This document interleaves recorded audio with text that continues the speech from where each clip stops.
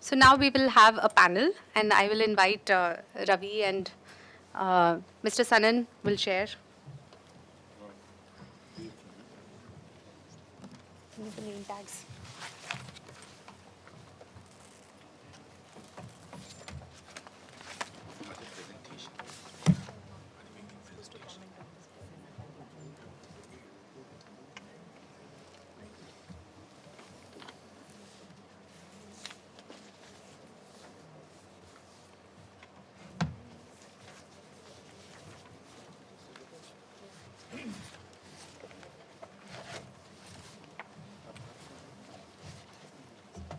So,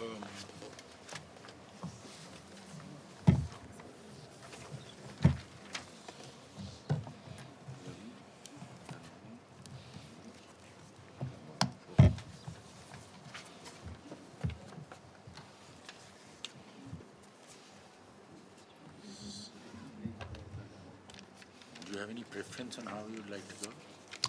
You can put me at the end, no problem. Or the beginning, I have no problem. Whichever way you'd like to go. Do you want to start, Nandini, or? Okay, we can start in the middle. Yeah. Okay.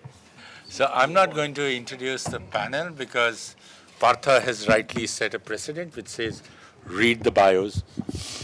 And so we can go straight into hearing the panelists. And Walter has been steamrolled into being the first person forced to to speak. volunteer. So we'll start Okay. with Walter. Thank you. I think it's, thank you, Namita, for the presentation. I liked it. You have all the basic points required.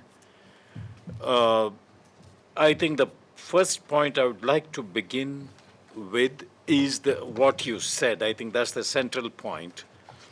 There are very good provisions, but the implementation depends on the administrative systems. And those are extremely weak in India. The overall thinking in the administration is of individual ownership. So the whole system is geared to that need. It's true that mining is the biggest source of privatization, land alienation, but that's not the only one. Take, for example, a study in Meghalaya, displacement 1947 to 2010 shows that from 1951 till 2000, we could identify only 598.87 acres used for mining. We must have missed out many because the record keeping was extremely weak. So, but it would not go beyond 2000. After that, it is 24,000 something, 25,747 in 10 years, only for limestone mining. And the earlier one was only of uranium. We don't have the data for uranium mining. We don't have the data for coal mining because that's done under the customary law, what they call sixth schedule. But you can see the difference between 598 and 25,000, 598 in 50 years and 25,000 in 10 years. Mining is the biggest, but that's not the only one. It's basically administrative system. On the other side, in the Garo Hills, it is the imposition of individual ownership through commercial crops, rubber, coffee. For subsidies and loans, you have to show individual ownership in the name of what is called head of the family. So in the community-owned area, you have to show individual land. In this matrilineal tribe, you have to show it in the name of a man. So the implications, the basic issue we find in these areas is the interface between the customary and formal law, individual-oriented formal law and community-based customary law. It is true that also in the tradition there is individual family cultivation, but that too is controlled by the community-based customary law. And that is something that's weakened. The interface is without preparation, and that's the basic. And when there's an interface of this type, without preparation, in all the states of the Northeast we have found that it strengthens patriarchy and class formation. Both the community and women are weakened. That is the first point that I want to make. The second is that what you said, identity outside the mainstream. And what is happening now is that a mainstream identity is imposed on them. And that's without preparation again. The so-called mainstream, what they call mainland India in the Northeast. You may not like the word. But what is called mainland India is imposed. And that is one of the most important reasons of ethnic conflicts in the Northeast, both of nationalist struggles and of ethnic conflicts. Now,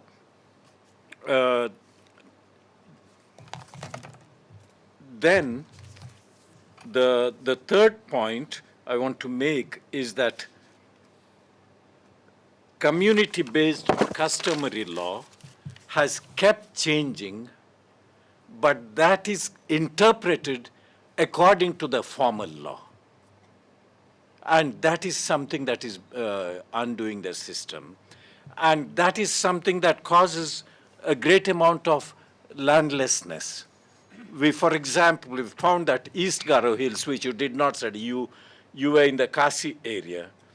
In East Garo Hills, in the 1980s, the rubber plantation was encouraged by the rubber board. And the condition, as I said, was individual ownership and in the name of the head of the family. A study done in 20 years later, 2001, we found that 30% of the Garo families are landless. And landlessness was totally unknown. And for Meghalaya, the data show that just about 48% of the families have land that they can continue. About 85% have their homestead land, but not individual, not their land. So there is a great amount of contradiction between the formal and the individual law and the community law, and between the law, the sixth schedule, and the administrative systems. That is where the other point you have made, that there should be a single schedule based on the sixth schedule. Personally, I'm against it. In the fifth schedule area, I keep telling people, borrow the best clauses of the sixth schedule, but do not go to the sixth schedule. Why? Because given this individual orientation of the administration, the sixth schedule demands that the village council be consulted and the village chief's permission be got. They treat the village chief as the owner of all land. It's easy to bribe, manipulate one person in the village to hand over all the land, and that's what's happening. We see it in all the cases in this study in Meghalaya. Most land has been taken over as from the village chief, and then he distributes the compensation among the families depending on his closeness to that family. So this is really the sixth schedule implementation. It's not the schedule. The schedule is the best on paper, but implementation is much worse than in the fifth schedule areas. So personally, I would think in terms of borrowing the good clauses from the sixth schedule and inserting them in the fifth schedule rather than having the sixth schedule itself. That it is continuity from the British is clear. They were what are called sixth schedule areas today are what the British called the excluded areas. The administration did not go there. They were allowed to run their own affairs as long as they paid taxes. Now, the sixth schedule continues that system and imposes the formal law in a different way. That is why I feel that we need to take a new look at the sixth schedule where you can protect that land, but not for taking it over.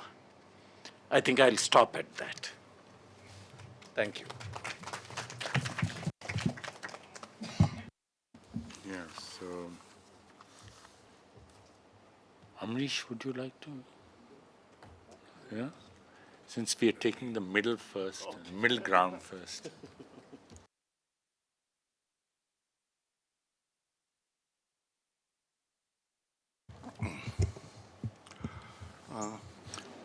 Thank you very much.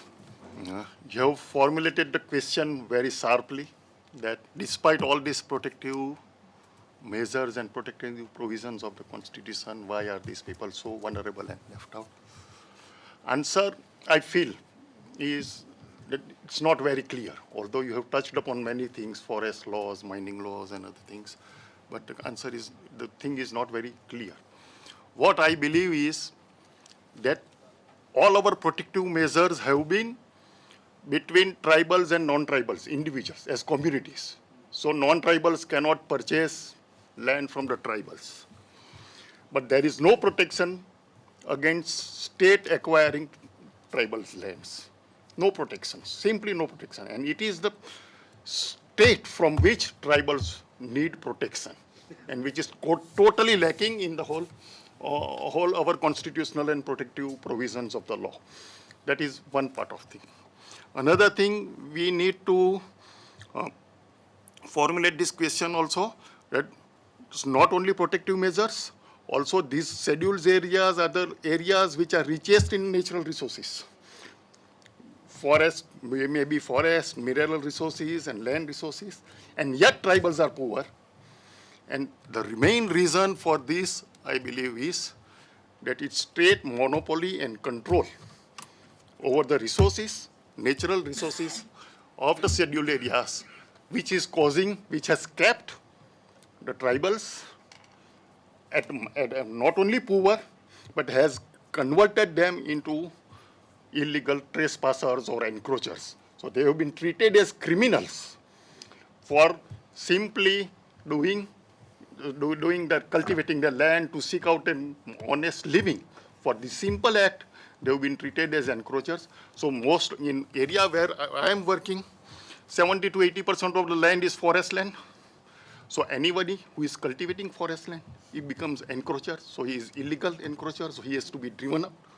Same thing happens with mineral and other resources. So these are the two main reasons, I think. I believe that scheduled areas are the only areas. I don't know much about northeastern states, but within this Gujarat and other contexts, I believe that scheduled areas are the only areas in which people living in the area do not have legal right over the natural resource, most importantly, natural resources, either individually or community-wise. They don't have legal right over the resources. They don't have any legal right over forests. They don't have any legal right over the lands. They don't have any legal right over the minerals. We had a meeting a few years back in Shruti, where a tribal woman from Chhattisgarh had come. And she asked a simple question. If a fisherman living on the shores of coastal areas has a legal right to catch and sell fish, why can't I dug out the coal and sell it in the market legally? And this issue is most important issue, and this is the reason why tribals have remained poor and marginalized.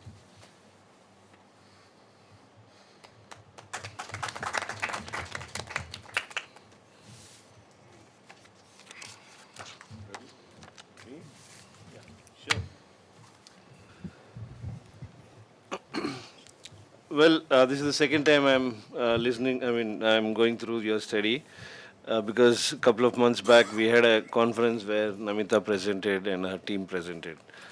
It's very interesting. I mean, I have no issues. Actually, we did have a doubt about not about statistics, but that the tribal population in the fifth schedule areas is reducing. People are migrating. Like the one case of Bhadrachalam, which is a town in Khammam, long time back in 1970s, 80s itself, the argument of the non-tribal community there is that there's only 1 or 2 or 5 tribal people in this town. So it should be removed from the scheduled areas. So there is this, so just starting on your study, we totally agree with what you have done. It's very interesting, and I think we need to do a lot more of this kind of a thing and get it back to possible tribal leaders who can do something about it. But yeah, let me start with a small story that I heard way back, or I experienced this conversation with an old tribal leader in 1980. Well, when was that? Whenever the Bofors was happening, 89, I think. So this guy asked me, what is Bofors? So I said, where did you hear? He said, nahi, pehle bolo, you look like an educated fellow, you are wearing a pant and a shirt and you have a watch. So tell me what is Bofors. So anyway, I explained in a short way, kickbacks and etc. So then I went back to my question, how did you hear about this? So, well, before my question, he went on to say that the Britishers are better, were better. I said, why? He says, you see, way back in 1920s when there was this action to catch this revolutionary leader called Alluri Sitaramaraju, we were all caught by police and, we were put in the jail. But after that, whenever we had issues, we could go to the sub-collector who was a Britisher, and to meet him, it used to take us a day or two. But if we meet him, our work is to be done. Today I go to the same sub-collector's office, and they're making me run around 7 days, and I come back home without my work being done. So he was very clever. So he said, why do you think this happens? So I had no idea. He says, you see, Babu, this sub-collector is an Indian. He will ask me, are you ST? Are you SC? Are you BC? Whereas for the Britisher, all of us were one. So I start my whatever, this is a real thing. Then finally he came to the point, Bofors, where did you hear? He says, I have a radio. It tells me a lot of things, morning, afternoon and evening in the news. I understand Delhi, I understand this Prime Minister and all that, but this word Bofors is coming from 3 months. And I'm unable to figure out what Bofors is, so therefore I asked you. So anyway, that question got me this point that yes, the Britishers were better. In one sense, if you really look at it, in terms of our own scheduled areas, the Madras Presidency, where the first Forest Act came, where the Ganjam, Vizag, Patnam Acts came, I guess Shastri Saab and Dr. Panda are here much more acquainted with this history. But the law was very clear that yes, it was like Amrish Bhai said, it was against tribal and non-tribal. So our first law was 1917, in one sense, trying to look at land not being alienated in scheduled areas. So which then became the land transfer regulation in 59, subsequently 70. But you see, here I like to go back. I've started working about 30 years now, 33 years with them. And initially the administration, you see in the fifth schedule areas, the onus of running or rule of law, everything has to be done by the sub-collector, the collector, the officers, the executive. So till a certain time, the executive was very, very favorable to tribal people. The things like amendment to the Mines Act in Andhra Pradesh, where only tribal cooperatives should get leases, was done in 91. But subsequently, the administration's whole there is a politics behind this whole thing. So subsequently, that is from 95, 98, 2000 onwards, the administration has become totally insensitive to tribal people. I mean, simple things like a road. There's a popular tourist place which is 7 kilometers from a blacktop road. The tourism mints money on this, but the road, that 7 kilometers road, is not made for the last 25 years. Sanction has been done, everything is there, people keep representing, no, nothing is being done. So let us just take, I'll end it by saying in the Samta judgment, this is where we won the Samta judgment, that is the Bora Caves area. The actual contention, I mean, why did we come to the court? Actually, I could connect it to various presentation or points in the morning, but that would take a lot more time. So we went to the court because the local tribal communities did not have title deeds to the lands that they were in occupation. It's a scheduled area. So in scheduled area, who is contending? There is no contention. So why didn't they get the land? Okay, then we realize it's the mining department, it is the forest department. So mining department has given leases, forest department claims there is forest, and the objection is only as far as the tribal people. Mining wala वो lease है, forest wala का जमीन है, हमारा लोगों का जमीन कहाँ है? So that actually got us into this Samta judgment thing, and after winning the judgment, it has taken us 25 long years to get the title deeds of these people.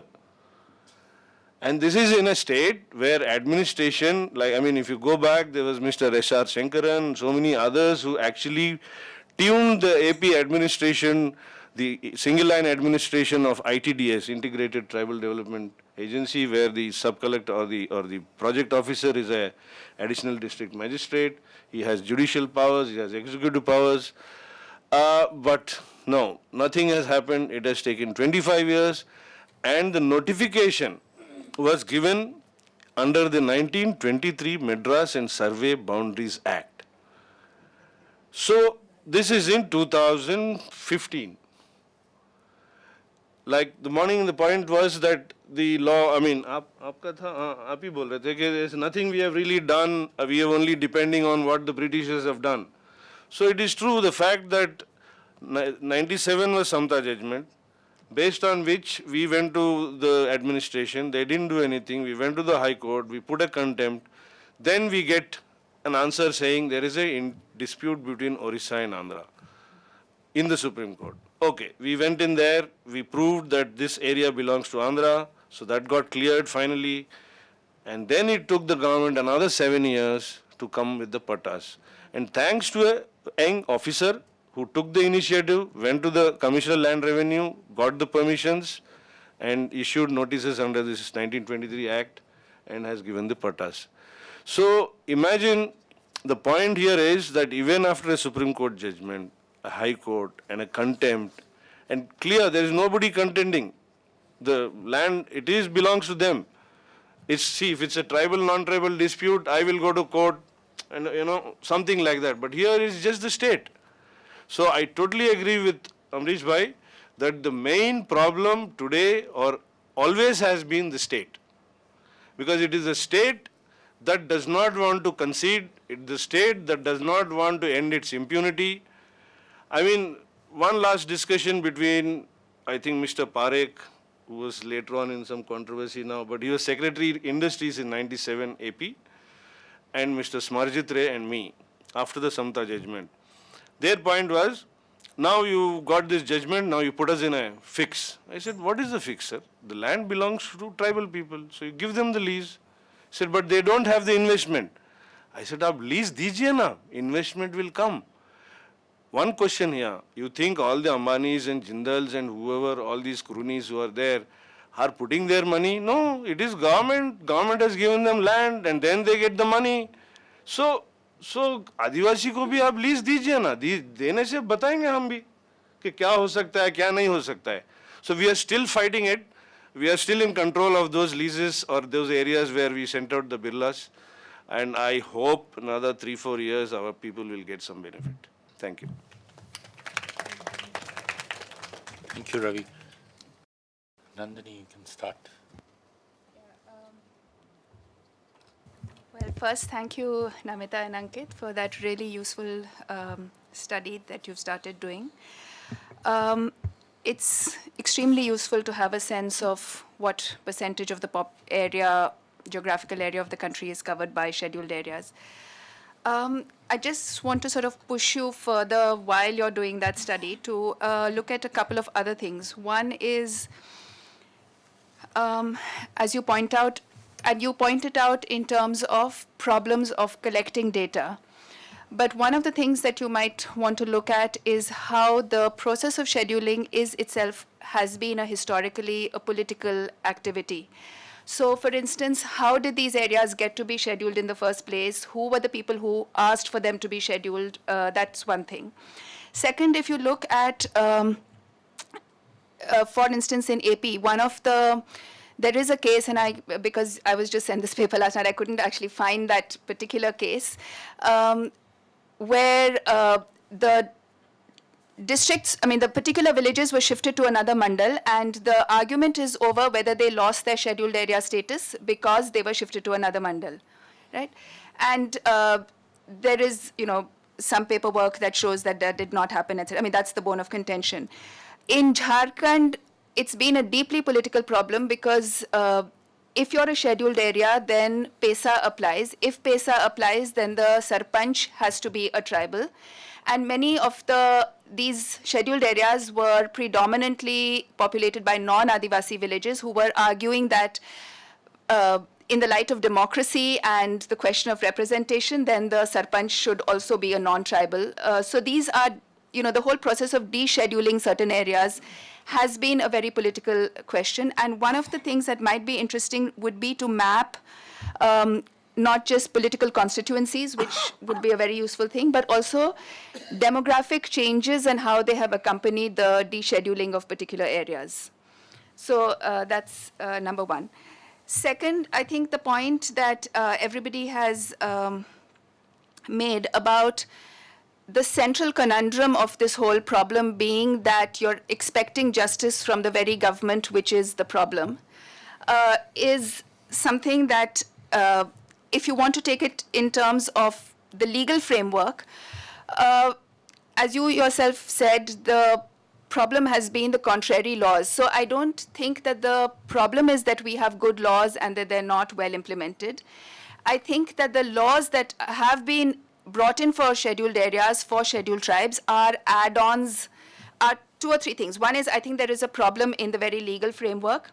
Secondly, I think that the protective legislation has been add-on legislation, whereas the fundamental problem is the overarching laws like the Land Acquisition Act, the Coal Bearing Areas Act, which Ambarish pointed out, that the protective legislation like land alienation laws is no protection against land acquisition, because the way that it gets alienated to non-tribals is it first gets acquired by the state, then used for non-tribal purposes. Now, again, because of this this process of the way that land alienation takes place through the land acquisition process, there is, you see two things. One is, even in terms of alienation, because of the demographic mix of non-Adivasis and Adivasis, the first land to be alienated is usually non-Adivasi land, because outsiders come in and buy up non-Adivasi land. There is a demographic shift, which then means that the area could be de-reserved, it could be descheduled. B, that, like was said in the morning, that when a project is planned, a lot of outside people come in and buy up land, land prices rise, etc. And in fact, which then leads to further demographic change and then leads to the descheduling of areas. So I think one needs to look at many of these things in conjunction with each other as they happen in particular historical processes on the ground at particular moments in time. Third, I think the question of, you say that at the beginning of your land acquisition section, you say that the twin requirements of public purpose and just compensation are based on the rationale that no individual should have to disproportionately bear the burden of supporting the public good, which the government legitimately, as a representative of the people, legitimately executes.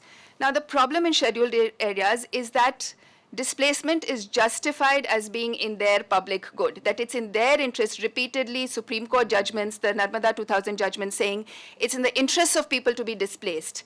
It's in their interest that they should have amenities that are available in urban clusters or whatever, right? So this very assumption that the state sees displacement as something that is a problem is in fact belied in a whole lot of other ways. Now, in terms of I'm really glad that you pinpointed this problem of data, because that problem of data also applies to the scheduling of tribal communities themselves. You say that there were 744. The 2013 Ministry of Tribal Affairs report says 705 communities. Now, over the years, there's been addition of certain communities which have been scheduled, again, because of politics. And unless you look at the politics of the whole process, both in terms of listing communities, listing scheduled areas, descheduling them, I think one will not get a sense of exactly what has been happening. The fourth point is that when you compare Andhra Pradesh and Gujarat in terms of, one of the points that you make is that Andhra Pradesh, perhaps because it has a lower tribal population, the indicators are better. Or there is something, right, in the paper, yeah, where you say that perhaps that could be one of the reasons why Andhra Pradesh is sort of better. Is it easier to implement special protective provisions when the group that is special is statistically insignificant to the mainstream? It's a question that you posed, right? And you also posed the question of dams in Gujarat being a prominent part of the political economy of the Adivasi areas in Gujarat and not being so prominent in Andhra. Now, again, I think let's just take these two states for comparison. Why, without actually looking at the history of administration more broadly in the state and specifically in terms of tribal administration, it's not really possible to arrive at an answer to some of these questions as to why Andhra Pradesh might perhaps better. Ravi said, for instance, that people like Shankaran have been more sensitive in Andhra, but it goes back to Grigson being the advisor to the Nizam's government in tribal areas. We need to really go much, much further back at different configurations of British India, princely states, advisors, political agents. And that brings me to this point of, it's not that, why do we have this structure of the Tribes Advisory Council at all, right? Because the British saw themselves in a paternalistic relationship to the tribals compared to the Hindu nationalist governments, which they felt would primarily displace them as soon as they came to power. So the governor is really the substitute for the British political agent, and therefore believed to be in a kind of paternalist protective relationship. Now, given that that whole structure has changed, that you do have Hindu nationalist governments in power, I mean, this is a quote from Elwin saying that as soon as these Hindu nationalist governments come to power, they will sweep away all the protective legislation that we have. Then perhaps we really need to be rethinking the value of something like the Tribes Advisory Council, which is a useless piece of legislation and which should really be done away with it because it provides this veneer of protection and does nothing at all. So clearly there has to be some other mechanism that will protect areas. But in terms of so one is the history of these areas. Secondly, even if you look at the political economy of dams, now what was it that propelled the Sardar Sarovar Dam as the predominant form? It was the sugarcane lobby. There was the power of Gujarat vis-a-vis the center versus the political economy of, and Ravi would be much better at sort of explaining this as to why Polavaram has taken so long, who is now pushing it, what is it that is, pushing that whole, so Polavaram, so it's not just a question of Gujarat has dams, Andhra doesn't have dams, maybe Polavaram will come in, but why has Polavaram come in now? What is the political economy pushing it? Then there is the question which Walter said about, which Walter pointed to, of the league of customary ideas of land. And I think I'm most familiar with Jharkhand and the number of kind of customary tenurial laws that you have in Jharkhand. But I believe that if you investigate, and I'm also familiar with the forest areas of Chhattisgarh in terms of the orange areas and the Nistari forests and how those were changed. But if you look at Jharkhand, for instance, both the CNTA and the SPTA claiming to represent some kind of customary tenure, now being challenged because of a growing urban land market, where class differentiation among Adivasis themselves is leading to a demand for the creation of open market in land, which was not available earlier. So many of these issues, I think you'd have to look at both in terms of class differentiation within communities, like Walter said, the village chief being given ownership, whereas actually he was, or in a matrilineal system, was merely a custodian. And the way in which that customary law has been codified in state tenurial acts. And that, I think, requires a detailed, granular analysis of the land records, the provisions of the land records. So, for instance, just to give you an example from Jharkhand, you had a category in Khatian Part 2, which is, I'm sorry if I'm taking up too much time, but which was called Gair Mazrua Aam. Now, this is collective village commons which can be given by the headman to landless families, which is one of the reasons historically why you had less landlessness in Jharkhand, because collective common land could be redistributed. The government simply changed the nomenclature in Khatian Part 2 to Anabad Sarvasadharan, which is uninhabited state land, and it became state property. So people still think that it's their property, because as far as they are concerned, in their Khatian it was called Gair Mazrua Aam. State has it as state property, and this is across the country. Orange areas in Chhattisgarh, in Madhya Pradesh, former Madhya Pradesh, were again village Nistari forests, then recorded as protected forests. So you'd have to actually get into the very detailed analysis of what the changes have been. And finally, I think we really need to, as I said, come back to the question of the disjunction between those who are meant to implement the Constitution and whether they believe that it is right to implement it or that it is worth implementing. And the people who are fighting for the Constitution now are people on the ground, and the people who are meant to implement it, the government, etc., think it's a worthless piece of legislation. So there is a serious problem there, which is really a question of politics on the ground. Thank you. Yes, of course. I have 2 points. One is this whole thing, like going in line with what Nandini has said, this dismantling the scheduled area or breaking it up. Or Roorkela, the expansion of the municipal corporation into the neighboring areas, that's a big issue. Various other places in Chhattisgarh and Madhya Pradesh, it's a similar issue. And one very, very interesting, sad case in our state, which Shastri Saab will watch for this. There is, see, AP has the notoriety of having a own state forest act, AP Forest Act of 1967. Now the settlement process under this AP Forest Act of 1967 started in 68, and it is still going on. Which means in Vizag district itself, I have a list of 1,15,000 acres, which belongs to some 3,600 farmers who have gone through a 40-year settlement process. They've got an award, and the award is now challenged by the forest department. And the district court has said restart proceedings, which means another 40 years. And this is land which legitimately belongs to them. They have not encroached. It's not Forest Rights Act. It's not Pudu land. It is Pakka land. Because of the Forest Act coming in 67, they started a settlement process. Otherwise, it was settled already in 1927, when the Britishers did the Forest Act. So, because of the 67 Act, these farmers are still hanging. We have represented several times. I have gone to the court. Madan Lakur didn't take the case anyway.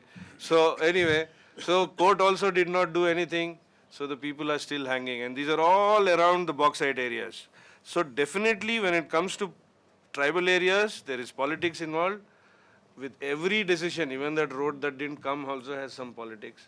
So it is a sad situation. I don't know what really to do. I mean.